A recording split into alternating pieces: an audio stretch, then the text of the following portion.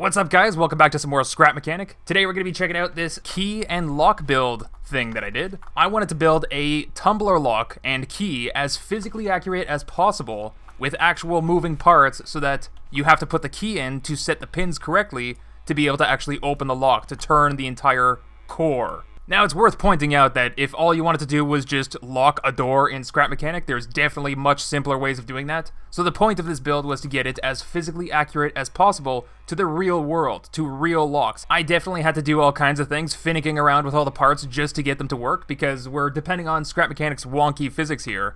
But I did end up getting it to work, so let's go ahead and show you. This is the very first version that I did. And just an example key here. Okay, so if you hop into the seat and you press number 1, you're going to see that the key turns 90 degrees, and that's what you use to open the lock. If I were to hop down and try to hammer the whole thing, it does spin very, very easily. But currently, with the way that the pins are set, parts are in the way of each other, and this entire core is not able to actually unlock. It's not able to actually rotate the whole way, and you can see that here with these pins. See, the green parts are in the way of the red parts. This lock is not able to open. So the first thing that we gotta do is press W to push our key into the lock, and then you can see the key sets the pins to all the correct height, so that when we turn the key, the lock opens up entirely. And it's only possible to do this with the key. So let's go ahead and show you. If I were to change this key in any way, then the lock is no longer actually going to work. So right there, I just removed one of the teeth on the key, and here I can do the other one here. So now this is a different key. This is carrying a different password, so to speak.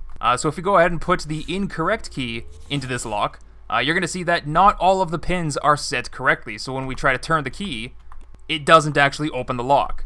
So there you go, you can see that we actually have a working key and tumbler lock built in Scrap Mechanic. It's not actually that complicated of a build, but it did take some careful consideration for the parts that I had to use to actually get this to work in Scrap Mechanic physics. Things need a little bit of low friction, so that's why I'm using a lot of ice blocks here, painted orange. And I'm using these special RGB polygons because they have a little bit lower friction than the regular polygons. So all of these parts really help to get things working very smoothly. Yeah, so it's not that complicated of a build, but there were some complications dealing with things just getting stuck, things getting jammed and stuff like that. That's why this has the extra turn switch to try to force the lock open. Sometimes it helps with things getting jammed. So that's a working tumbler lock in Scrap Mechanic. Let's actually go over here and show you something real quick.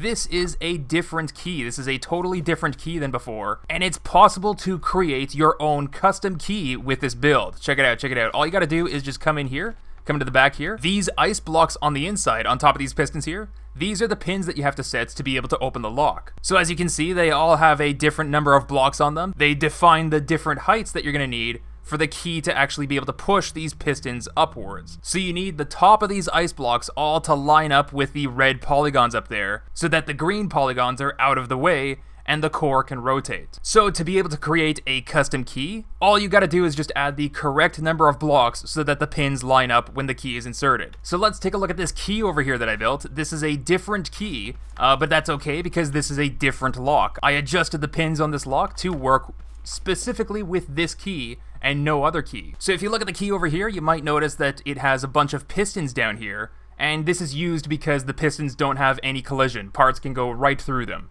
And I use that inside the lock as well. All of the pins are on top of pistons that don't really have any power, so you can move them very, very easily. I should be able to just hammer them really, really easily. So the key with this giant hole here, there's no collision where the pistons are, that hole goes right around this wooden bar, and that helps to actually grab onto the lock and turn it. And then the wedges on top, as the key is sliding in, helps to actually push these pins upwards, and then they end up on their resting position on top of these blocks. Here, here, here, here, here, and down here. So you might notice that on the key there's these pistons that look a little bit different from the other pistons. And that actually signifies where the pins are relative to the key. So if you look at this key, the first pin has a value of 1. The second pin has a value of 2. There's 2 blocks. This one also has a value of 1. This one has a value of 2. This one has a value of 1. And this one is 0. It's not going to adjust the internal pin any height. So just like a real lock, the pin has to be set at the specifically correct height. You can't push a pin too high, and you can't leave a pin too low. The key has to be exactly the right height for all of the pins for the lock to open. So let's go ahead and try this custom key in a different lock, and you can see all the pins line up perfectly because of the way that the key defines the resting position for these pins. And then I'm able to open the lock just fine. And then those red wedges over there helps to slide everything back in place for when you're locking the door. So just like that, it's really not difficult to create your own key. If you wanted to create your own key, all you gotta do is just remove all of this on top. That's fine, that's fine. And all you gotta remember is that these pistons tell you where the pins actually are. So if you wanted to create a key with, let's go 0, 1, 2, 3, 2, 1, and then all we gotta do is just fill in the gaps in between. So the first pin doesn't actually need anything. Second pin needs a wedge here. As a matter of fact, all of them need just a 1x1 wedge, just like this. And if you wanted to, just for the aesthetics, fill in the rest. Give it a good old paint job. Yes, I know the polygons don't match the block. It looks ugly, blah, blah, blah. I know. So I'm going to do something real quick. I'm just going to add a switch over here so I can fake like I'm pushing in the key myself from the seat. And already you can see that the last 4 pins are pretty close to what we need them to be. Let's just go ahead and adjust that to make sure they're exactly correct. We can just remove 1 block from each of these pins. But then these ones here, we actually need to add more blocks. So I've gone ahead and I have adjusted my ice block pins here to all be the correct height so that when this new key is inserted, the lock will be able to turn. You can see that the first pin on the key is actually a value of 0. So that last pin in the lock is already set and good to go. So if you were to put an incorrect key that pushed the pin too high up, then you wouldn't be able to open the lock. So let's go ahead and push in our new key. Let's go ahead and push in our new, let's go ahead and push in our new key into the new tumbler lock. Come on, all the way. There we go. And you can see all the pins are set correctly to be able to open the lock. So it's really, really easy to design your own key if you wanted to. If you wanted to take this blueprint and create your own key, that's something that you could do. I don't know why you would do that, because there's definitely, it's just locking a door. There's definitely much simpler ways to do that in the game Scrap Mechanic. But I wanted this to be something that's physical and big, specifically because I wanted to challenge you guys. You know, if you're a lock-picking attorney or something, if you wanted to actually try and pick this lock without the key, you'd have to try all kinds of methods to set the pins correctly. And it is possible to do. It's actually possible. You know, let's try to make it. Let's try to make it right now, actually. Let's try to make it right now. So over here, I've made another key. It's technically a valid key. And if this lock was made custom to this key, the key would open the lock. But what I'm trying to do over here is a wave rake tool. I don't know how many of you have actually seen lock-picking lawyer videos, but you know, this, let's just go ahead and try it. Let's just go ahead and try it. We'll try and do it super fast. The way to use it is you just go really, really fast inside the lock, and you can see it does fit into the lock, but it doesn't actually set to the pins correctly. So if you just go back and forth really, really fast, you're going to get all the pins to jump. And I'm not supposed to break the game like that. That's a little bit of a mistake there. You can see what I'm dealing with. The Scrap Mechanic physics is a little bit wonky. So let's see if we can protect this a little bit just by adding some wooden blocks up there. Hopefully we can prevent that from happening again. But the idea is that you just go back and forth really, really fast with the rake tool while you're trying to turn the lock. And at some point, you should be really, really lucky that all the pins are set correctly. There you go, I got it. It also broke the lock a little bit and jammed the key into the, my wave rake tool. Very, very fat, was jammed into the keyway. But it actually got the lock open. You can see that all of the green pins are on the other side of the red polygons. So if the key was not in there, can I actually get the key out of there? Yeah, there you go, just turn the key, bam. Lock is open. So this is exactly what I wanted to build, was an actual pin tumbler lock that works in the real world, that has a very specific key for the very specific combination that was set into the lock, but also with the possibility of allowing you to use different picking methods to get into this same lock design. I thought that would be something pretty cool to build in Scrap Mechanic, and you know, I'm glad that I did. I'm glad that I did. This was quite a fun thing to do. Now, just before I publish this onto the workshop, I actually have 2 other versions of this lock that I need to show you guys. One of them is a very, very special version. We're going to get into that in a little bit. but this is more of just an improvement on the original Tumbler lock. So really, these blue polygons over here that you see, this is supposed to be how the core is actually built. You don't actually need the very finicky red wedges on the inside. I just left it like that so that you can see how the lock actually operates from the outside in. But if we use this new design, you're gonna see it works a lot smoother. Check it out, check it out. This is the original key over here.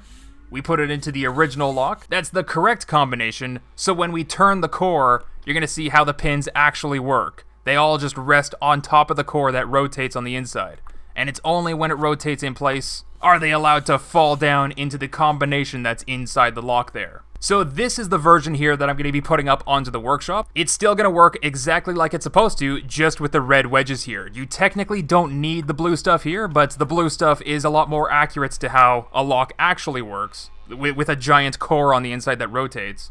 And it does help things run a little bit smoother. So this is going to be under the name Key and Lock. And if you wanted to make your own custom key, you can do that just like I showed you before. You just have to go on the inside here and adjust the pins accordingly so that everything lines up when you put the key in. But now, let's go ahead and check out a special version of this lock. This is a digital version of the exact same pin tumbler system. Because I'm sure some of you guys had the question, like, couldn't you just use sensors to see if the correct key is inserted or not? And technically you could do that. But you gotta remember that in the real world, things work a little bit differently. So if you have any digital component of a lock in the real world, lock pickers are going to try their best to bypass that digital component entirely. It's kind of like sticking up a magnet up to your lock and it just randomly unlocks. The design of locks in the real world, I think, are better analog than digital. Like, you can't digitally close a door. You need something physical and analog to be there to actually prevent human person from going into a door. So a digital lock is actually much, much better in Scrap Mechanic than it will ever be in the real world. Check it out, check it out.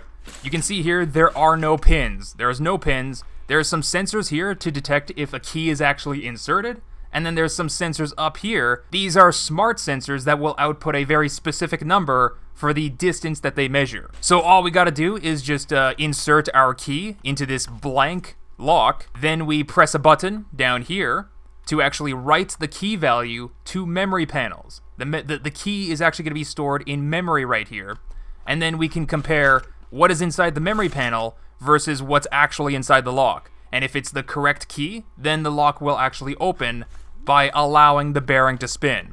Currently, this is with full power into the bearing.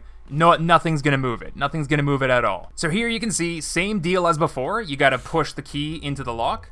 Things work a lot smoother because there's less parts to actually get stuck on. And you can see with all of those equal functions, they're checking to make sure that the distance measured by the sensor is exactly what was recorded into the digital lock. And we actually get a little preview of that on top with the numbers there, saying 55, 50, 55, 50, 40, 45, 50, 45. Those all correspond to different locations on the key. So it's a little bit different from my earlier locks where I was only using 6 physical pins. Because this is a digital lock, it's actually very, very easy to use, up to 12 pins, no problem. So all of the equal functions have to be on for that logic gates to be on there. Same with the other logic gate that measures if a key is actually inside the key slot. Then it will take away the power from the bearing and allow the entire core to turn. So let's go ahead and show you just how easy it is to make your own digital key. Let's go ahead and get rid of all of the information on this key. That's fine. So you might notice that this key looks a little bit different. All of the pistons here are upside down. These correspond to the 12 locations that this digital lock is going to be checking. So you have 12 pins on this key. But the interesting part about this is that it doesn't matter what you actually put on this. You can put any part that you want on this, and it will measure to an accuracy of 1/10 of a block. So even if you put something on this key that's going to be like half a block high or a third of a block high, that's totally okay with this lock because this is only checking for the correct distance. And the distance is written into memory panels, so you can set any custom key that you want. So I think for that one, we'll leave 0. This one, we're going to put some bendy pipes here. And we can put this here. This here, I'm not sure if these have different heights or the same height. Could put a regular block if you wanted to. And then a 1x2 Just, you know, we'll put it the other way. Put it the other way just because we can. And there you go. You can actually see we're getting totally different numbers this time around. The first number says 59, 55, 52, 60. 60 is the blank slot. There's nothing there actually adjusting the height. Then we get 53 for the pipe, 43 for the other pipe, 57, 57. The nut and bolt have the exact same height, so we can see it by the 57s there. 50 for the regular block, 58, and then 53. So with the digital key and lock, it really doesn't matter what you make your key out of, and you can use any parts that you want to get a very specific number readout. All you gotta do is just write it into memory. Now, part of the way that this lock actually works is these sensors over here that measure if a key is actually inserted. So the sensor down here is just set to 1. The key has to be right up against this sensor. Technically speaking, this is the only sensor that you need here, but if you want to add a little bit extra complexity to your lock safety mechanism here, you have to adjust all of these other sensors up here. We could just remove it, or I could extend the range of the sensor a few more blocks so that it actually looks for this key over here, the body of the key. I don't know what to actually call that. The head of the key? So now, with all of these sensors saying, yes, there's a key inside the digital lock, we can press this button down here, boop, to send a tick into the memory panels, and this is the key that we just wrote into the digital lock's memory. So now all of the equals are saying equal, equal, equal. It's all equal because this is the correct key put into the lock. So let's go ahead and remove the key. All the values there are 70. There's no key inside. You need all the equal signs to equal to be able to turn the lock to open it. Yeah, it's very finicky. If you're using very specific heights on your digital key like I am, instead of just like a 1 block height, like if you were just building out of regular blocks, this should work no problem. But because I'm using special wedges and pipes and stuff, you can see that the range of the sensor flickers on and off a little bit, so definitely not the best design for a key that I built right here. So we can do, I don't know, 1, 2, 1, 3, 1, 0, 2, 2, 3, 0, 1. Okay, so that's my custom key that I built out of blocks. We can put this in with a switch, and there you can see all the ranges on the top give very even numbers. This should be very easy to work with, less finicky for the sensors to deal with. So let's go ahead and write this new key into the memory. Putting in our new key lines everything up, and we're able to open the lock. Working with whole blocks, it makes it much less finicky. Well, anyway, I'll be putting up this digital lock and key on the workshop as well for you guys to play with. I don't think that there's any actual way to pick this digital lock. Like if you were to build something on the outside, like you couldn't use a wave rake tool like I did with the other lock, especially with the way that this is all digital, checking to make sure that it's the correct key and that there's a key inside. You need to be able to trigger all of these conditions just to be able to open the lock. So the digital version in Scrap Mechanic seems to be unpickable. That's definitely not true in the real world. Like I explained earlier, you know, a lock picker in the real world would just try to bypass any digital components entirely, right? If you could just physically force the door open, why would you have to pick the lock? You know what I mean? So in the real world, the physical design is much more important than the digital design. But in Scrap Mechanic, this seems to be one of the coolest locks that I've ever built in the game. Not very many, but one of the coolest. This is the other coolest. This is going to be put up on the workshop for you guys as well to enjoy. And this is the thing that I wanted to challenge you guys. If anybody actually gets around to building an entire rig and mechanism to individually pick the lock and the pins, to set the pins, and open the lock without a key, definitely send me video of that. I'm super interested if anybody's able to do that. So that's my challenge for you guys. But that's all that I really got to share with you guys for today. I've had this idea kicking around in my head for a while now, and I finally got around to building it. So you guys let me know down in the comments below, what do you think? Maybe I could have done something differently. Links are going to be in the description for you to check it out on the workshop. Be sure to hit the like button if you like videos like this and you want to see more of them. But that's it for today, so thanks for watching, and I'll see you guys next time.